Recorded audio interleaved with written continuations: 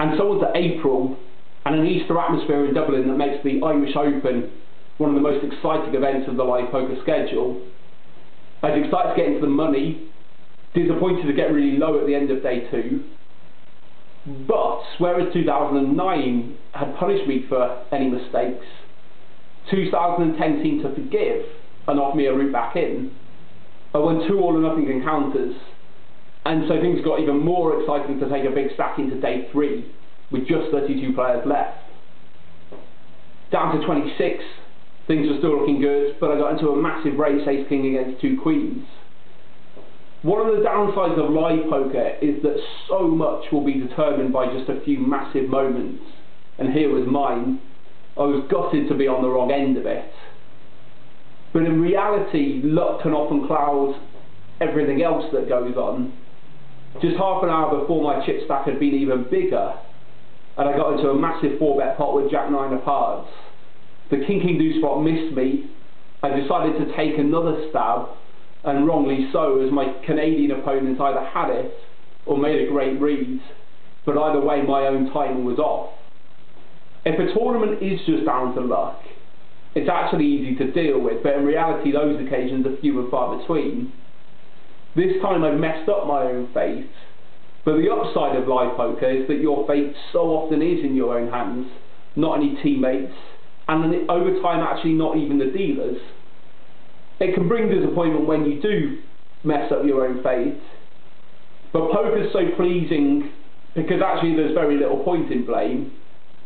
Just learning, moving on, and backing your judgment the next time. I'd have 2 more opportunities to do so in big tournaments before the Vegas adventure. In Monte Carlo, an unfortunate poker non-event occurred, but in Paris, at the WPT in the middle of May, things were looking different. Once again, the end of day 2, when things were already looking good, I was lucky to win a massive pot, the timing of which is so beautiful and inspired me into day 3, where we have just 27 players left competing for the WPT title. We're going still 5 off the money, 4 players, 3 players, 2 players, and then the bubble, and my chip stack was still really healthy. The only difficulty was that I had Theo Jorgensen dictating the play as the chip leader on my direct right. I played back at him a couple of times, and we definitely couldn't let him dictate the bubble. It's in this scenario that your heart maybe doesn't want to look down at 2 9s after he's raised, but my head told me that 2 9s was a hand that could beat his 4-betting range. In the blink of an eye, I decided to 3-bet. He went all in, I called, and then what seemed like the next blink, I was out and out on the bubble. The exit was at least swift. He turned over the ace-3 of clubs, the dealer dealt a flop with 3 clubs, and it left me with my head spinning for a few minutes. The disappointment can be really intense. I tried to keep it at just a few minutes, but actually you have to remember that travelling around playing poker is a ridiculous part of life, and a ridiculously lucky one at that. And if that intense disappointment is a feature of the strange life, it's probably a fair trade. Back home the clock ticked. From barely knowing the rules, things had come a long way, but would it be far enough? I had just 2 weeks left to push. There'd be just one break. The GUKPT will always be my favourite poker tour. With a regular group of players, there's a great social feel, but it also brings a real extra dynamic to the poker. My favourite example of this had come in Blackpool the year before, when I was sweating a really big river decision against Julian Thew, where he either had it or had an outright bluff. As I was thinking of folding, it suddenly occurred to me, in the last 3 months I'd made 2 hero folds. One turned out to be right, one wrong. Neither was against him, but what occurred to me was that he'd been at the table both times. Now if anyone's going to remember things and capitalise on them, then it's Julian. And so it completely changed the decision. That idea of continuity you couldn't get in any other poker tour apart from the GUKPT.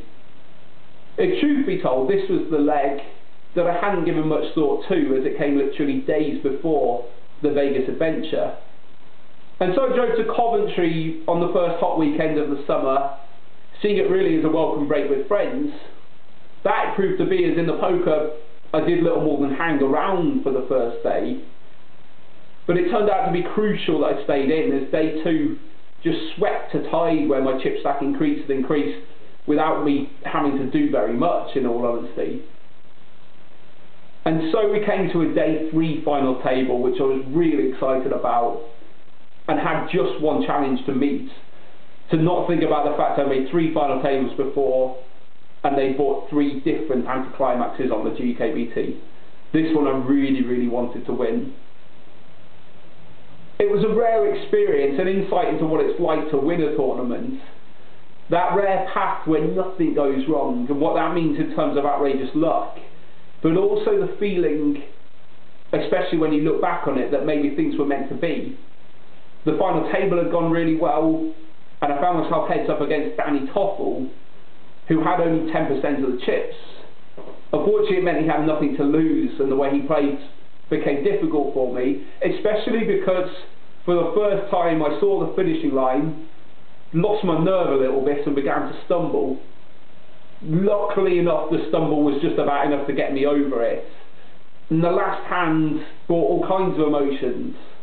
The one I remember most is relief. I knew at the time it could well be my only tournament win of the year. They're rare things for the mortals, and so it proved to be. Already Jake had won one of his massive ones, would win another one. James Mitchell had won the Irish Open, and Toby would go on to win an EPT a couple of months later. The money they won was, of course, far, far bigger than what I won that day, but it still meant everything to me. My parents and girlfriends watched as much of the day as they could, with basically no interest at all, apart from knowing what it meant to me.